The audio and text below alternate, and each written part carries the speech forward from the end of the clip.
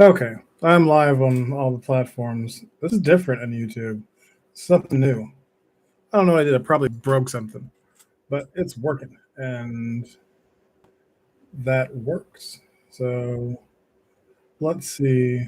I've got my one phantom viewer on Twitch. So today, I had my idea of what I was going to talk about, and I've kind of forgotten the frustrations of getting everything set up. Usually, I take notes religiously. No, not religiously. I just take notes. Um, and I did not remember what was I going to talk about.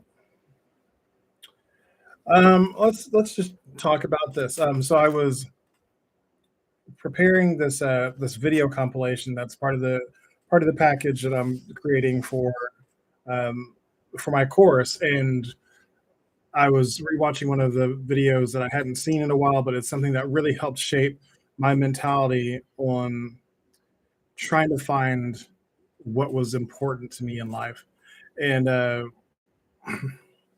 it's this uh, it's this Japanese philosophy called ikigai, and like I try not to like do a whole lot of like appropriation, but sometimes something in a different culture just makes so much sense to you that you can't help but you know appropriate it. Like so, I'm not going to start using this word like with everything that I do, but the idea is really important to me, and it's basically it sums up to your reason for being. And my favorite video about it is Chris Do talking about what ikigai is and how it's a Venn diagram, like cross section of like what you're good at, what you what the world needs, and what you can get paid for. I think there's I'm looking at it online right now, and there's a deeper okay, so it's what you're good at, what you love, what the world needs, and what you can be paid for. And like your ikigai is like the thing where all four of those things are able to uh, cross over into like a perfect harmony. Your passion is what you're good at combined with what you love. Your mission is what you love combined with what the world needs. Your vocation is what the world needs and what you can get paid for, and what you're good at and what you can be paid for could be sorry, would be considered your profession. But if you are able to combine all of those things, basically where you're doing your profession, your mission, your passion, and your vocation all at the same time, that would be your ikigai. Um, that's what I'm currently chasing. That is the standard of living that I've been encouraged to try and attain. I used to try to, look for happiness. Like I want to be happy. And then I was like, I don't want to be happy all the time, but as long as I'm content. Like that's all I ever wanted to be was just content after I realized that I was never going to be happy all the time. So like I basically had resigned myself to a life where I never wanted anything more. And like without realizing it, like the words you put out there have a lot of power. And not surprisingly, I didn't attain much as far as long lasting success goes. I progressed in the fire department very quickly, did well because there were, mostly just because I wanted to stop being at the bottom rung uh, of the chain of command because I felt like I was smarter than I was being treated, and so I just wanted to be able to be in a place where I could make the decision to like sometimes apply my kind of thinking. Um, that never really happened. There's always somebody who makes the decisions above you until you are the big boss, and then you answer to the shareholders, or you answer to, in the fire department case, the city. Like you, until it's your own business, it's your own thing. You always answer to somebody, and that was. I don't think this. My wife and I were talking about this today. Is I don't think this is a problem for everybody, because some people are great followers. Some people are great at like both rule followers and just being a person who supports like the person, the guy, the gal, whoever is the person who's doing the big important things. Some people are really good at just supporting that. Like I'm great at supporting causes and being working towards a shared goal. My problem is I want to be able to work towards that shared goal in the way that I feel like I can offer the most benefit. And whenever I don't feel like that's happening, I get really frustrated. And in past circumstances, my frustration has led to me just kind of uh, freelancing or uh, just shooting from the hip and kind of doing my own thing. And unfortunately, in most corporate or uh, city situations, government jobs, you can't just freelance. And I understand that. I understood that then, but what I didn't understand is that what I considered was just getting the job done was doing those things. Like sometimes, like especially with ADHD, there's a lack of connection between like the knowing and the doing. And so it's like I know that you can't just freelance. Meanwhile, back here I'm running around freelancing, doing my own thing, thinking like that's not me. That's not what I'm doing. In retrospect, it's like, oh, I was doing that a lot. And I don't think I don't think I would change any of the actions I took during that career because, like I said, the the client facing side always really enjoyed what they received from my service, and that's what it was always about to me was, am I serving the city of Oklahoma City to the best of my ability? And I felt like I was. But what I would change is the conversations I had around the actions I took. And I talked about this a week or so ago that there was an air of there's always an air of deception about it because as much as like I didn't actively realize I was freelancing, I guess my subconscious knew, like because I had that knowing back there, but like the executive function block was not really allowing me to access it. So maybe like this is purely conjecture at this point. I'm just guessing because I unfortunately I can't get back into my mind at that point and really dig around. But I've done a lot of thinking about it, and I think that like I wasn't trying to be deceptive. I never was trying to be deceptive. But looking back, I could see how some of the things I did were deceptive because I wasn't being completely honest about things because I was more concerned with getting the best result for the city, for the foundation, for the whatever. I wasn't worried about doing it within the the standard set of rules that were assigned me. And that's obviously not a great way to work.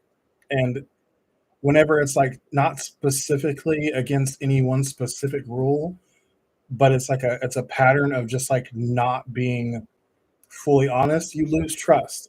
And um that was something that happened. To me it felt really fast, but it was actually fairly slowly.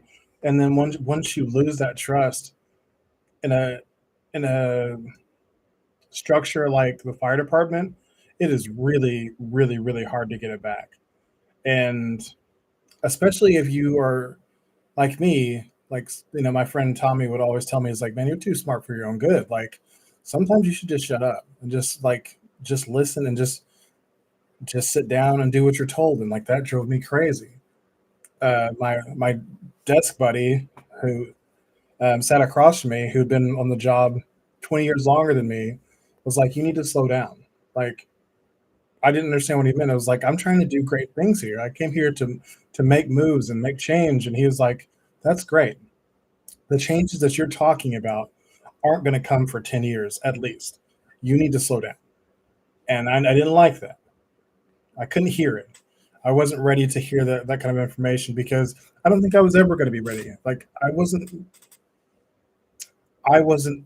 in a mindset to go and sit on my hands whenever I knew that there was good I could be doing if I could just get a little wiggle room. So instead, I just created wiggle room, and that wiggle room eventually wiggled me out of any support whenever it came time for people to stand up for me keeping my job. And that's fine. Like I'm not like I don't begrudge anybody who had anything to do with me leaving my job.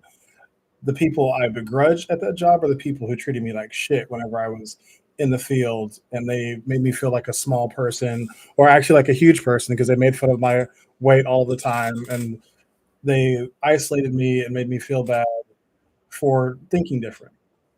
Like this wasn't a situation where I had no wiggle room. I couldn't do anything against the rules because we were part of a unit who lived together. All I could do was just be different, and that was enough to get me isolated. That wasn't the same thing. So those people, they can ride off on the horse and a dildo dick for all I care. I was thinking dildo horse. I blew that. Anyways, so that was a tough time. What I figured out now is that as I move forward, like there's a possibility I might do some sort of like contract freelance, or like very, very, very loosely supervised remote work in the near future. And I know that like through improved, increased self awareness, that I have to be super duper upfront about everything that I'm doing, everything that I want to get done, everything I'm trying to accomplish. And whenever my goals don't align with the goals of the company or the client or whatever, I just need to break that relationship, because I would much rather start over and do something else because it's not my lifeblood anymore than try to force myself to work in a way that's not conducive to me, or that I see to be conducive to the client or the whomever. If I feel like I'm not being utilized, then I'll just go somewhere where I can be utilized, or I'll just spend more time doing my own thing where I can help more people in a much more useful way. So that is that thing. I remember the other thing I was going to talk about was the importance of intention and communication. So on Sundays, me and my wife sit down and talk. We try to do it every Sunday. We don't always hit every Sunday, but that's the goal. Every Sunday, we're going to sit down and talk. Today, I woke up and I was feeling super unmotivated. It was freezing cold, and I was like, I'm just gonna lay here. And then I was like, well, let me at least lay here and read, because I've got several books I'm trying to get done right now. It's like Sunday's a good day to just get in some reading. And then I was, started to think like, but Sunday is also the day that we talk. And my wife came in the bedroom and just, was kind of checking on me. And I was like, hey, when do you want to talk? Do you still want to talk today? And in all honesty, like I think that's a shit question for me to ask. Do you still want to talk today? Why would she not?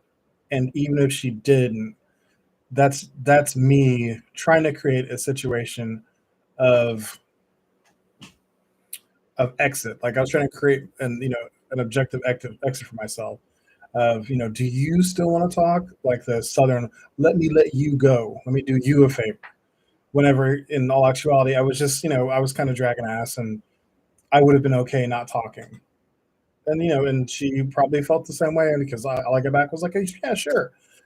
But it's important, like that you keep your commitments to communication, because as much as we've kind of been moving towards a closer alignment lately, and things have been kind of getting back on track to like a better understanding. Communication between two ADHD adults, it's hard. It's a difficult thing, but we try to work hard on it. Whenever you miss a week or two, or you miss a week, it turns into two or three or whatever, that intentional work on communication start to show up in unintentional ways. And I just I appreciate the fact that she picked up the slack today whenever I said, do you still want to talk? And she said, yeah. Like, sure. But she said yes. And I was like, I don't need a lot. Like sometimes I just need a little encouragement from the other side, because we had a really great conversation, and we talked about some really big think relationship issues, like things that are the biggest stress issues in marriages.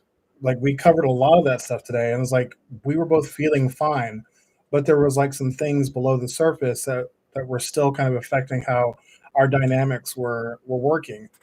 And the only reason we got to that stuff is because we just committed to each other to have a conversation every Sunday and just, no idea where it's going to go. I generally start it with something like, "Hey, do you have anything to bring to the table today that you want to talk about? Or what's on your agenda? Or what does your week look like? Or whatever." I try because I can talk a lot. I can always talk. Obviously, from having a live stream where I just talk to myself. Um, but it's important for me that I listen also. So I always try to start out with asking that question so she can be she can feel the freedom to like speak without the feeling that I'm just waiting to like respond or to take my turn or whatever. Like I honestly want to hear whatever she's got, and like I try to be pretty patient with that. And then whenever it's my turn, like I just start talking and talk about what's going on with me and my the projects I'm working on, the frustrations I've had for the week, or hey, this is something that you did this week that that kind of frustrated me, and I didn't really process it until later, and I just want to talk about that because this made me feel that way or whatever.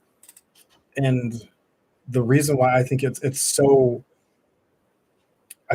successful is because it's what I call cold start conversations, which our engine hasn't been running on these things. Like we're not all hot and bothered about the thing that you just did to piss me off or whatever, or the thing that you know I did earlier this afternoon that irritated you. It's stuff that we've had time to like sit with and have a reasonable perspective on. And I think that's really important to still talk about that stuff, but to like actually, as both ADHD people, like get out of our emotional dysregulation and like have some distance away from the moment so we can look at like how big of a deal was it actually. And this is not me asking her, this is me asking myself. Like that thing that frustrated you, how frustrated are you about it now? Do you remember what it was? Do you remember, like sometimes I can't remember what the thing was because my memory is not always great. But I can remember, hey, do you remember that time on like Monday or Tuesday whenever like you got kind of snippy at me? I don't remember exactly what you were saying, but this was the situation. I don't remember exactly what you said, but it made me feel this way. And if I can't remember that much, then likely it was just a miscommunication in this situation. And sometimes that stuff has to be forgiven, and we have to have grace for each other.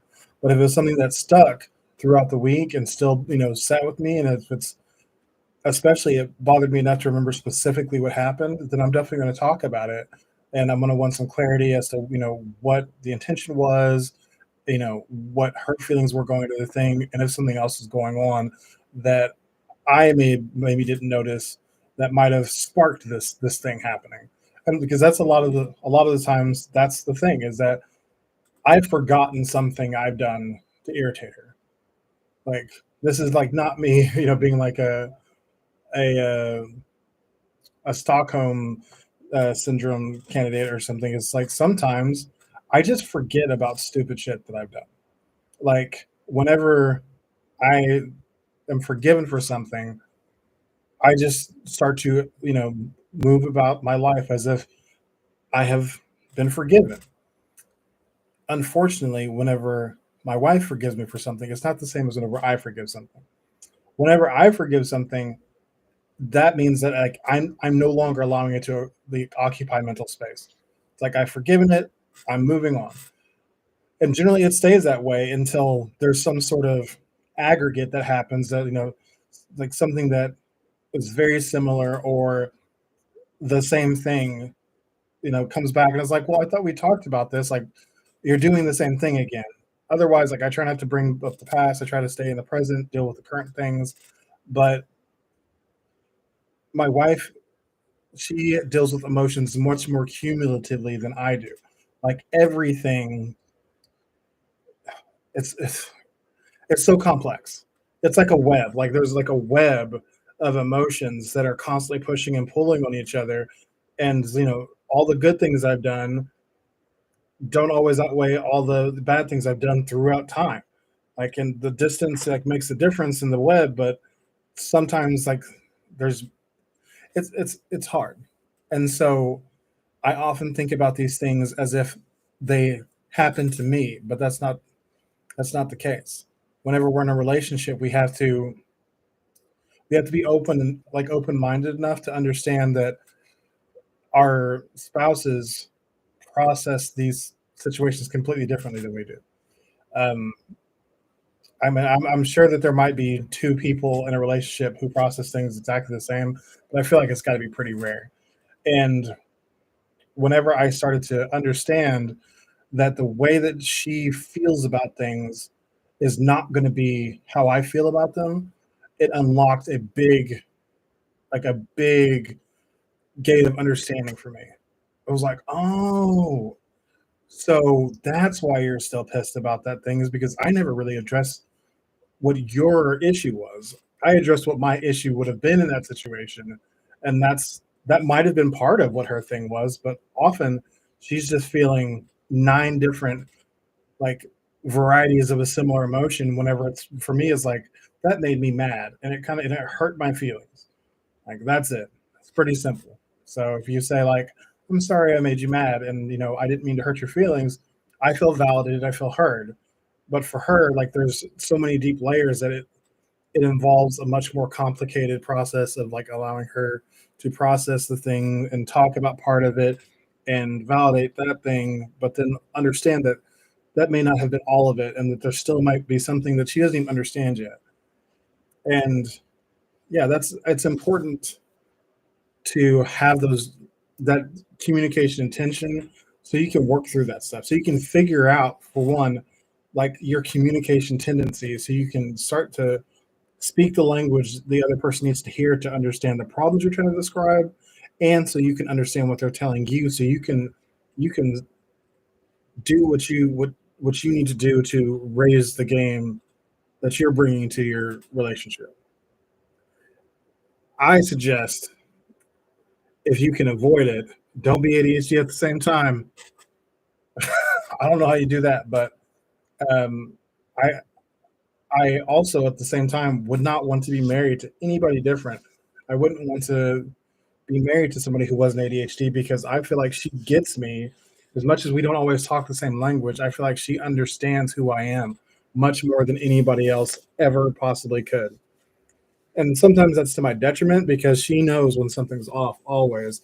Everything I've ever done to screw up to any degree in our relationship, she's known before I've said anything and often before I even realized that what I did was messed up. And that's like it's a great thing because I think because she understands me so well is why she's still here.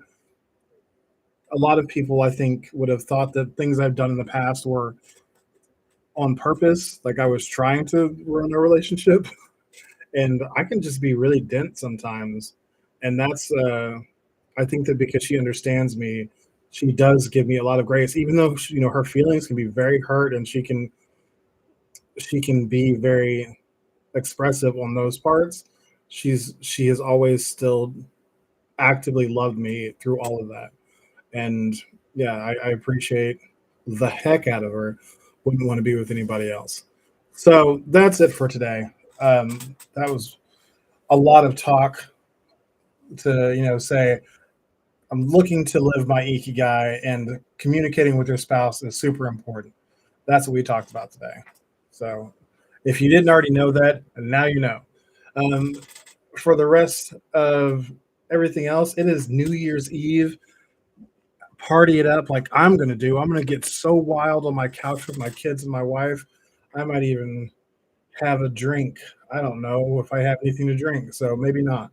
I think I'm going to take my son to get some sparkling cider because he really wants that. But outside of that, Happy New Year. Be yourself, love yourself, and I will talk to you again tomorrow.